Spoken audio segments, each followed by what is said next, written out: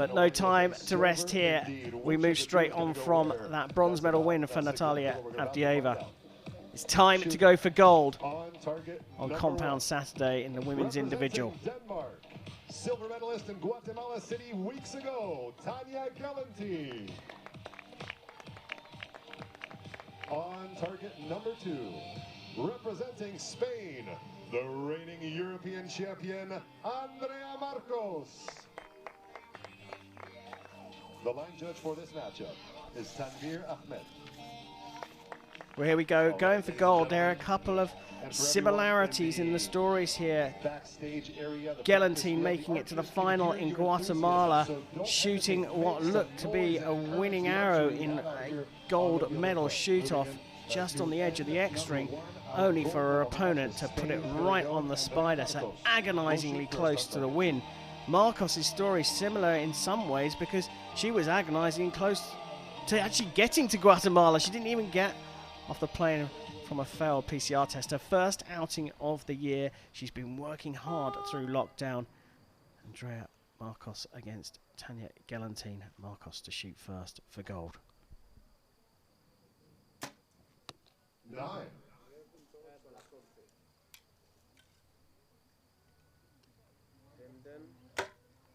10.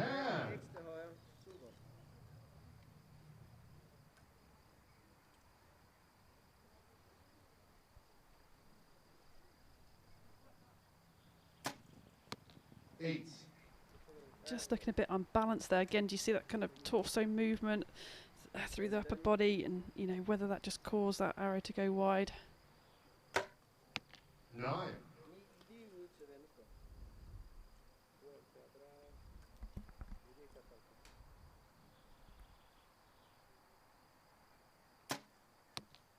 10. Good finish from Marcos, but a 27 leaves the door open for Gellenthien to get an early lead. Quick shot into the 10, and a 29 from Gellenthien puts her ahead, the Dane leading after the first end. Why do I feel like Gellenthien's action doesn't feel convincing? It doesn't look consistent, doesn't look the same every time. What is it? I think when she shoots, you see her front arm come down very quickly, and it makes it look like the shot hasn't broken properly. She doesn't kind of follow through in the way you'd expect. It's a very short kind of pull down front arm, and yeah, I guess it just doesn't look as pretty as we'd like it to, but let's see if we can see here. Is there something technically wrong with that shot that we see from Gellenthien? Not really, because you saw her arm break to the left there, and then she brought it down quickly. I mean, I would say as a coach, keep that arm moving forward and make that follow through happen, because if you very quickly bring your arm across your body again, then if that happens too quickly, going to interrupt the shot. It might not be just then, but it could do in further shots. So. Well, it's enough to have the lead here, and she's on a 29. She's only dropped a single point. It's very being hypercritical of her. It just doesn't look as steady and solid as some of the other archers. But it's Andrea Marcos who's shot a 9 and an 8 in the first end, who trails now and will shoot first in the second.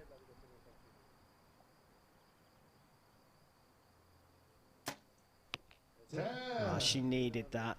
She needed a solid start, and she's got just what she wants.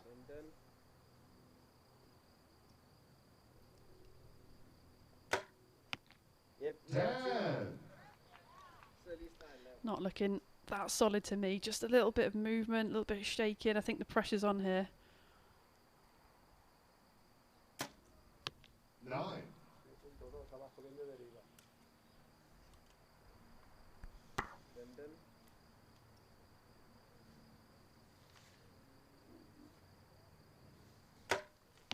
9. Not doing enough to keep that 2-point lead. 10. Another solid one from Marcos, so finishing with a 56. But still an opportunity to have 2 points in the lead, and that's what she gets, another 10. It may not look overly convincing, but it's enough for Gellenthien to hold the lead. You talked about tension, you talked about nerves, you talked about, and you were talking specifically about Gellenthien, but I think we're seeing that on both sides of the shooting line. Yeah, we certainly are. You know, Gellenthien, is it going to be third time unlucky? This is the third time she's been in this scenario. Can she make it? And I think that's going to be a big thing in her head. She's really got to make sure those thoughts don't come in. And it's normal to have those thoughts. It's normal for your brain to go ahead of you and start thinking, can you win this? Are you going to lose this? Is what's going to happen? But you've got, this is where mindfulness comes into archery. Stick into the now, stick into the thoughts that are important and useful, and just trying to ignore the stuff that comes through, which it does, you know, that's normal. But just seeing her front arm there, she quickly draws it across her body. I'd like to see a better follow through. Always trying to coach people, but just you know, just finishes that shot off more, you know, but just a better alignment really.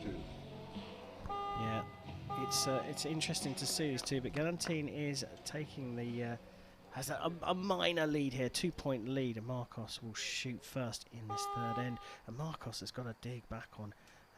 You know, winning the European title last time round in Antalya, the World Cup win in 2017 in Salt Lake City. Yeah.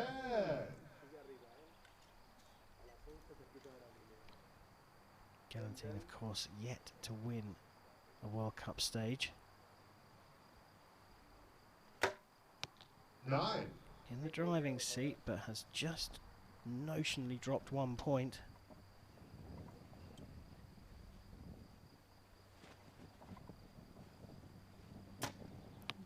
The wind may be playing a factor there again. We saw another movement of the bow.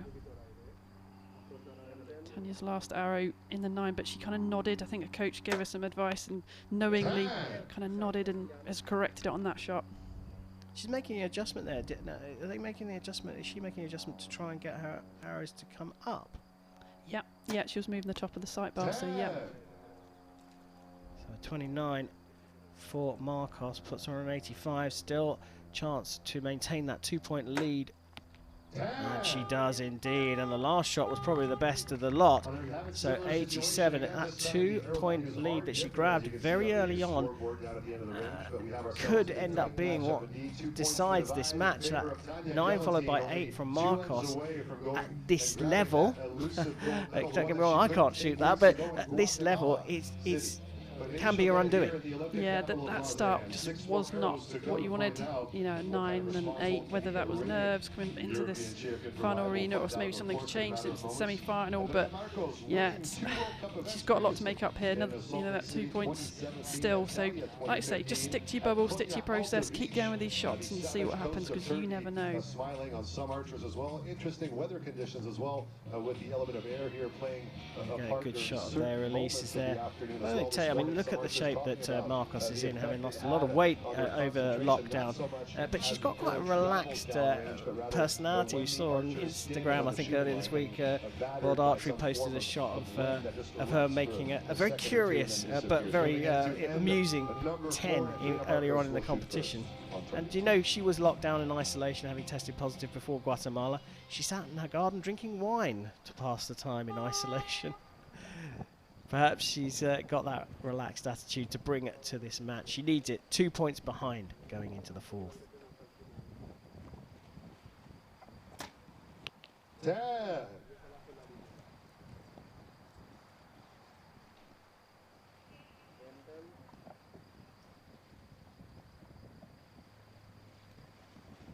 Long hold here, but the wind you can see is blustery.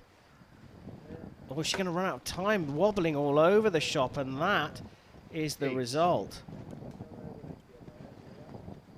There seems to be a lot of wind at the archer's end. When we had that shot before, we can hear it on the microphones, but down the end of the targets, they're not. The flags aren't blowing around, so it's interesting. When you've got a situation like this, sometimes the wind can swirl in a venue, so I wonder if that's happening on the shooting line. 9. Well, as you can see, we are all square now. Marcos with that opportunity to put some pressure on. And now Gellenthien needs a 10 just to stay level. quick shot, and it is bang into the center, and it's 114 apiece. But tell me, how much of a factor does luck play in that? It seemed to me that Gellenthien got the worst of the conditions in her certainly in her first shot. Yeah, you get what you're given. There's no other option, and you've got to get that arrow off within that 20 seconds. If you don't, you lose it. So yeah, it is sometimes down to some luck. And Brady Ellison said that in Guatemala. You know, archery is now a sprint. You know, years ago we used to shoot 12 or 24 dozen arrows to decide who was the best, but now this format is much more exciting because we don't know what's going to happen. Yeah. I think luck does work its way out over a career, that's for sure, but when you're talking about the here and now, that definitely looks like the wind conditions did not favour Gellenthien at all. It does mean that we get a very exciting finish as we're all square going into the 5th regulation end. Can the next 3 arrows from these archers separate them? A bit of light-hearted humour from Gellenthien, and I think perhaps that's what she needs, not to be quite so serious to get her through this. Marcos level now. Momentum with her will shoot first in end number 5. Wind picking up again, not affecting Marcos as much this time.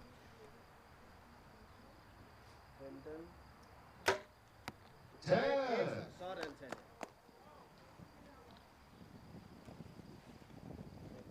the wind picking up for Marcos.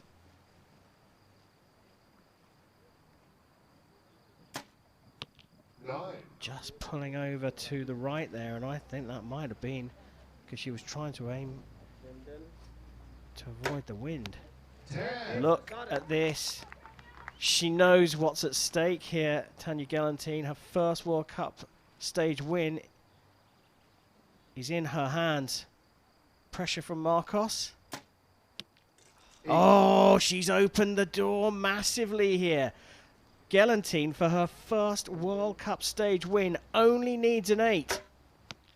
She puts it into the 9. It's more than enough. It was a silver in Guatemala. She's upgraded that after the shoot-off loss in Central America to a gold medal here at the 2nd stage in Lausanne. I said at the beginning I wasn't convinced by this action. The process wasn't, it just didn't look as steady, but it was enough, and she shot brilliantly. 1-8, perhaps wind affected, but what a brilliant win from Gellenthien, her first World Cup stage win. I think that's a bit of a breakthrough for her. I think that's going to alleviate some of the pressure she's been feeling, you know, to finally take that win, and I think we're going to see a lot more of her going forward. Superb stuff, just 25 years old, so there's plenty more room for her to get on the World Cup podiums, but I think she'll remember this one most fondly, her first World Cup stage win.